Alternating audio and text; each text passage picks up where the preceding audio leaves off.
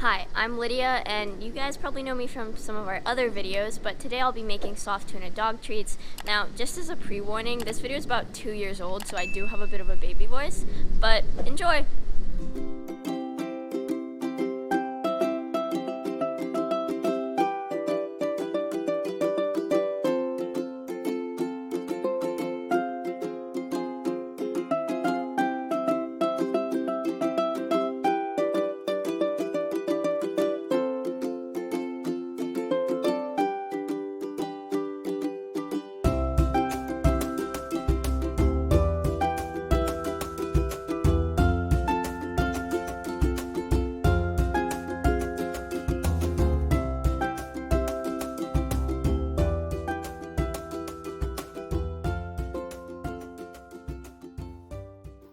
Hello, today I'm going to be making treats for my pets. So right now I'm just adding in 8 ounces of tuna, 1 cup of flour, and there's going to be 1 cup of cornmeal, half a cup of oil, any oil you like. You can use a teaspoon of salt for a little flavor, and a 1/4 cup of water. So I'm just going to mix this up until it's all combined. So you want to make sure that it's nice and smooth, because if you're rolling it out and see a chunk of tuna, that's not going to be nice, is it now? You also want to make sure everything is mixed in, so all of the ingredients are combined together. And just to make sure of that, I will scrape the edges of my bowl and clear out the whisk so that every ingredient gets mixed into that lump of dough. So after this, I'm just going to mix it in again and maybe just run it for about 10 seconds. Now after you do that, you want to clean your whisk properly.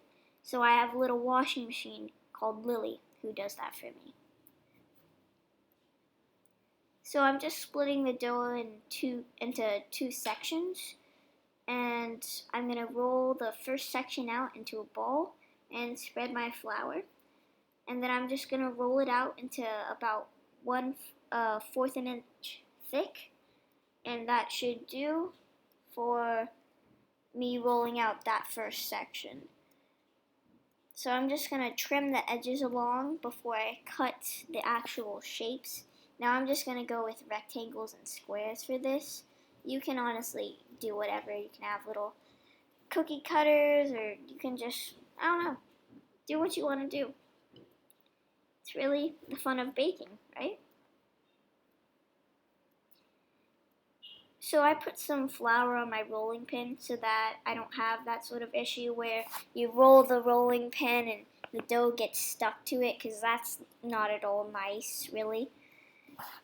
So you can see, like I said, I'm just trimming the dough into a rectangle to make it easier to cut out my shapes. So I'm taking the trimmed pieces and making them into a little ball so that I can re-roll them out again and make more treats out of them.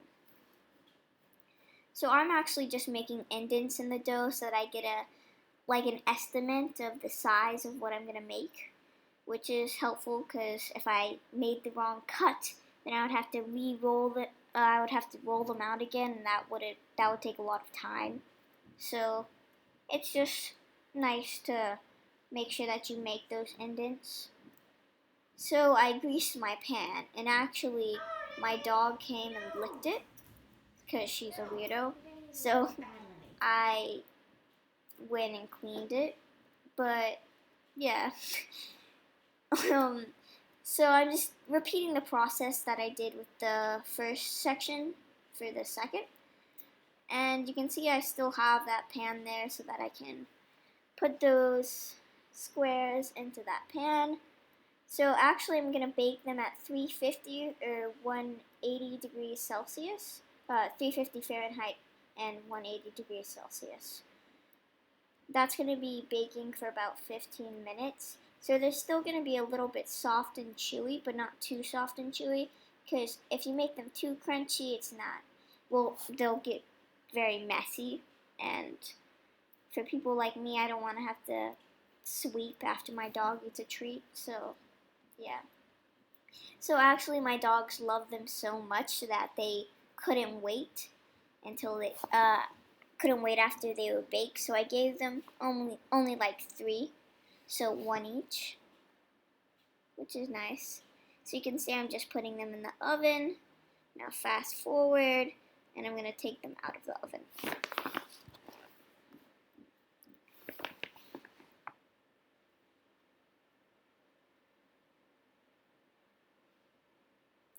So those are basically ready to eat, but they're still hot. So I put them on a cooling rack to cool them down. So I'm putting them in an airtight container so that they stay nice and chewy. So Lily and Foxy love them. So I was wondering, how do they taste? After all, they're human friendly.